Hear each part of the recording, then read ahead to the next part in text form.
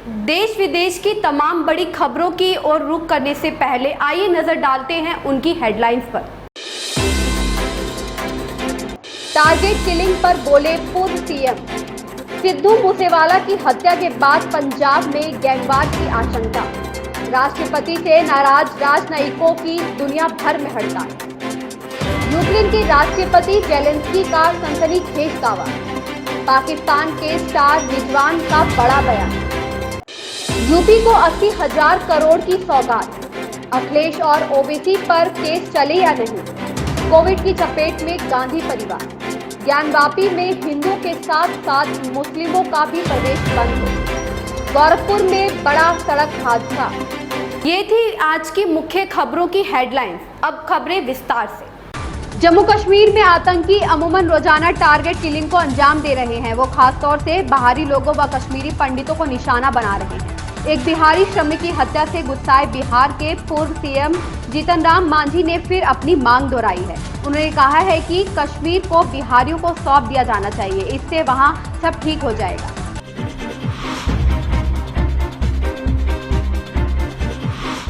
पंजाबी गायक सिद्धू मूसेवाला की हत्या के बाद पंजाब में गैंगवार की आशंका बढ़ गई है। कई गैंगस्टरों ने मूसेवाला की हत्या का बदला लेने का ऐलान कर दिया है, जिस वजह से सुरक्षा एजेंसियों की नींद उड़ी हुई है।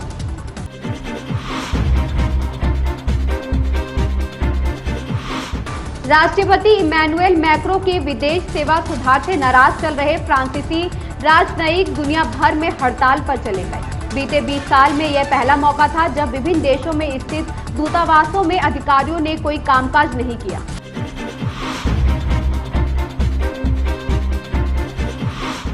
वैश्विक माता दिवस की पूर्व संध्या पर यूक्रेन के राष्ट्रपति वोलोदिमीर जेलेंस्की ने सनसनीखेज दावा करते हुए कहा कि रूस ने यूक्रेन के 2 लाख बच्चों का अपहरण किया है। उन्होंने दावा किया इस आपराधिक साजिश का मकसद केवल लोगों का अपहरण नहीं बल्कि उन्हें यूक्रेन के बारे में पूरी तरह भूल जाने के लिए मजबूर करने व लौटने में असमर्थ बनाने का है।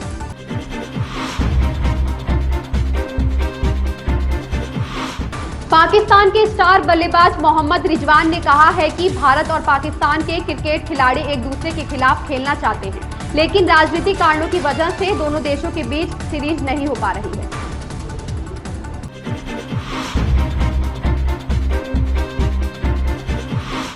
प्रधानमंत्री नरेंद्र मोदी ने औद्योगिक परियोजनाओं की ग्राउंड ब्रेकिंग सेरेमनी में 80,224 करोड़ रुपए की 1406 औद्योगिक परियोजनाओं की आधारशिला रखी।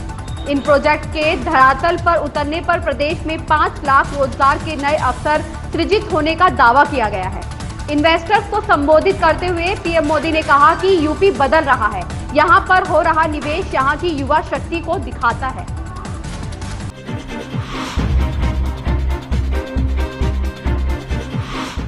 हिंदुओं के धार्मिक मामलों और शंभू लॉर्ड विश्वेश्वर पर टिप्पणी के मामले में सपा प्रमुख अखिलेश यादव और एआईएमआईएम चीफ असदुद्दीन ओवैसी पर केस चले या नहीं, इस संबंध में लंबित आवेदन पर सुनवाई अब 14 जून को होगी। शुक्रवार को पीठासीन अधिकारी अपर मुख्य न्यायिक मजिस्ट्रेट पंचम उज्ज्वल उपाध्याय अवकाश पर थे। इस कारण मामला एसीजेएम तृतीय नितेश सिन्हा की अदालत में पेश हुआ।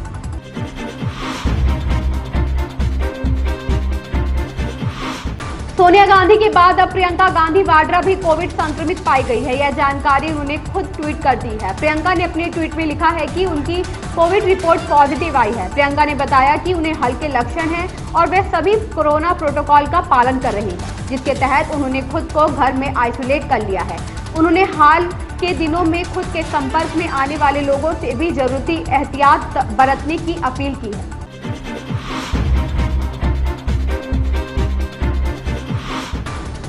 ज्ञानवापी प्रकरण भले ही अदालत में विचाराधीन हो, लेकिन इसे लेकर संत समाज मुखर होने लगा है। शुक्रवार को काशी धर्म परिषद की ओर से संतों की बैठक आयोजित की गई, जिसमें कुल 22 प्रस्तावों पर चर्चा हुई। इसमें प्रमुख रूप से संतों ने ज्ञानवापी मस्जिद के वजूखाना में मिले शिवलिंग की तत्काल दर्शन पूजन की मांग की गई।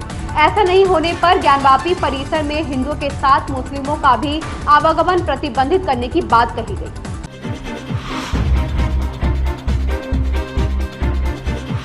उत्तर प्रदेश के गोरखपुर जिले में बड़ा सड़क हादसा हुआ है। हादसे में 3 लोगों की मौत हो गई जबकि 2 लोग घायल हो गए। घायलों को अस्पताल में भर्ती कराया गया है। मौके पर पहुंची पुलिस ने शवों को कब्जे में लेकर जांच शुरू कर दी है।